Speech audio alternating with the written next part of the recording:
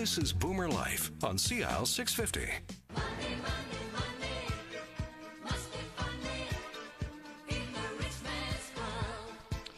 Money, money, money. Yes, we're talking money here. We're talking debt specifically with our friends from Abakhan and Associates, trustees and proposal administrators. Brett Luckin is a trustee in bankruptcy. Nicole Clarke is an insolvency counselor and estate manager with Abakhan and Associates. And they, by the way, have 5 offices all over the province.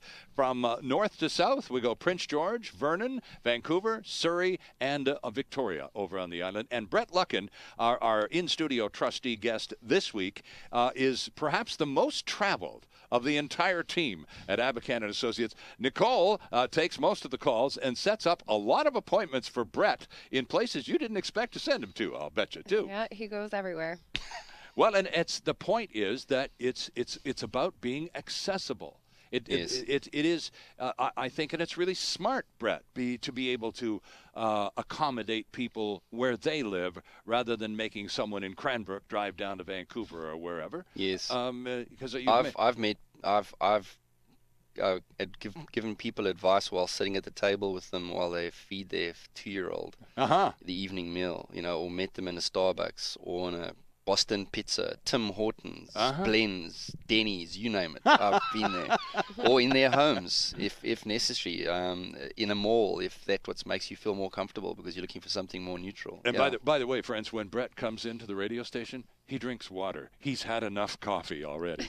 I wanted to talk a little bit about this, how easy it is to get in debt. You were talking about a 20-year-old who got the big job up in the oil sands, and that went south when the price of oil went south. And boy, there's a lot of people in the province of Alberta going to be just shocked by the end of 2015, Brett. Yes. But, here's a kid with a $42,000 vehicle. How does that happen? It's really easy. And this is from yesterday's Metro paper that it says, know the real cost of your car. And this just one tiny line, Nicole. This goes, the salesman says, if you take the loan for 84 months, you can have that beautiful vehicle for just $125 a week.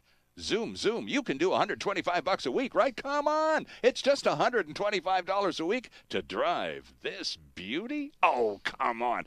But the part that was said the fastest, Brett, was 84 months. Yes, and in fact, that's, 7 years? And my understanding is it's even now extended where you can get some vehicle loans over 9 years now. Well, $125 a week really doesn't sound like a lot, but that's $500 a month. Correct. Plus tax and carrying charges. The bank doesn't give you the money for nothing. So $5,000, let's say $500, and I think I'm being conservative in the estimate. So $500 a month, Nicole, times 12 is $6,000 a year. For 7 years, 6 sevens is $42,000. That's $42,000, and I'll bet you that car that you got talked into at $125 a week wasn't listed in the showroom for any $42,000. I'll bet you it'll be lucky it was $25,000, and people go for it because hey, $125 a week, piece of cake, right? Yeah, you see a lot of that. But basically, most people aren't even paid on a weekly basis of $125 per week. So they've got to save and allocate that money for their next pay. Right. And Brett, how many people nowadays actually bring some cash to the showroom to make a down payment so that you don't borrow for 8 years or 6 years or 7 years? You give them $5,000 and you pay the rest off in 2 to 3 years like they used to have to. Well, most people don't have that kind of disposable income. I mean, these days, of course, there's the old story where everyone lives paycheck to paycheck, right? Right. So in situations like that, very often you don't need to make a down payment to purchase that motor vehicle. So not only are you financing it over an unrealistically long period of time, paying probably an interest rate which is problematic to begin with. Right. But very often what you also find in situations like that is that people, if they're leasing those cars, will also have some kind of end of the term payment that they need to make of $9,000 or $10,000 or something if they want to keep the motor vehicle, and of course they can't afford to do that. Right. So what they do is they then take another loan and then they roll that $10,000 into that loan. And then the next minute, a couple of years later, you've got a car that maybe is worth $15,000 or $20,000, but you have a $40,000 loan against it, which you're paying off at an obscene amount of money every month, way beyond your ability to afford. Now, into all of this mix, we must once again insert the boomer. Yes. Because, the young person paying 120 or getting sucked in by 125 a week, oh, come on, it's barely more than a few cups of coffee. Come on, I can do that. So the boomer get brought into the program to co-sign. Because the person can't afford to pay because they're 21 or 22 and only had a job for 6 months. Of course, then what they do is they go to mom and dad or granddad or grandma or something and ask them to please co-sign, and that's what happens. Mom and dad or granddad, in fact, do. And then the moment that person loses their job, because after all, they are only 21, 22. Sure, of course. They're still trying to find their feet in the world. Maybe they don't want to be that. Or maybe they don't want to be a physiotherapist. Maybe they want to be a teacher. Maybe they don't want to be a teacher. They want to be an accountant. Right. In the first 5 or 10 years of their life, they swap jobs. They go without employment for a couple of times for 3, 4, 5 or 6 months. And bang, the loan that mom and dad co-signed, now suddenly mom and dad also have to service. So how many people, Nicole, based on just percentages, wild ballpark percentages, end up calling Abakhan and Associates because they were the bank of mom and dad and got into some really hellish trouble?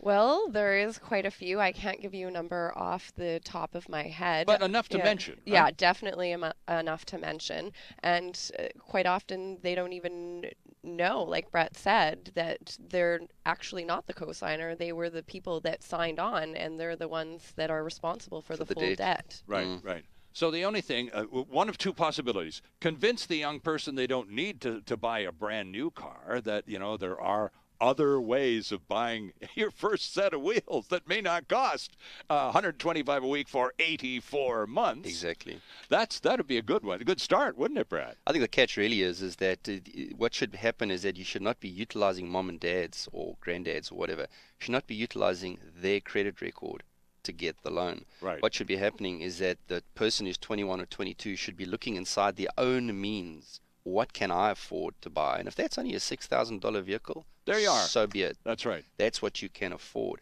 Buy that, and then mom and dad don't have to go on the hook for tens of thousands of dollars just because you need something brand spanking new with that shiny leather. That's right. And I think it's also as a parting shot or thought to remind people that interest rates are historically at all-time lows. There is only one direction for interest rates to go. To go up. Ultimately, they must go up. There is no other way around that. Right. Yes.